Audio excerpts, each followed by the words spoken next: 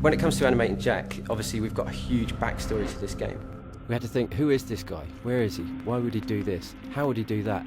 Not only that, but we had to ensure that the movement style would sit well with the stylised graphics and audio of the game. These combined elements meant that we decided to stylise his movements and make them just beyond realism. We made them hyper-real. We used a wide range of tools for animating all the characters, from motion capture to hand-keyed from scratch. Either way, all the animations went through the same process of having to be pushed further to fit the hyper-real style that we wanted. Motion capture is a fantastic reference point, but no matter who you put in the suit, with all the best will in the world, you're going to have to push things further for a game like ours. You're going to have to push the poses, you're going to have to make the performance stronger.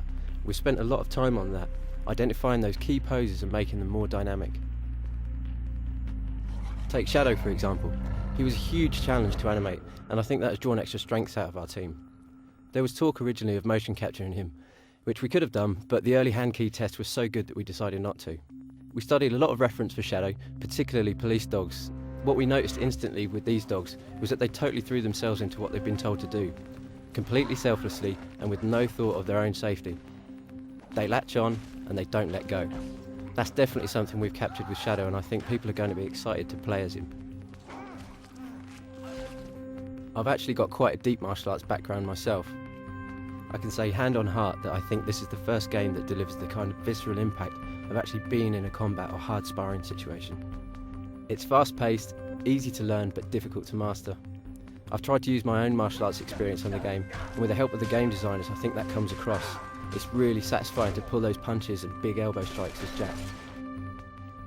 It was really good fun working with the actors when it came to the mocap for the cutscenes. The performance actors we used were incredibly talented, and thankfully very open to direction and feedback. We established a great working relationship. A lot of nice little character nuances and gestures came through discussing the scene with the actors during the shoot. You need help.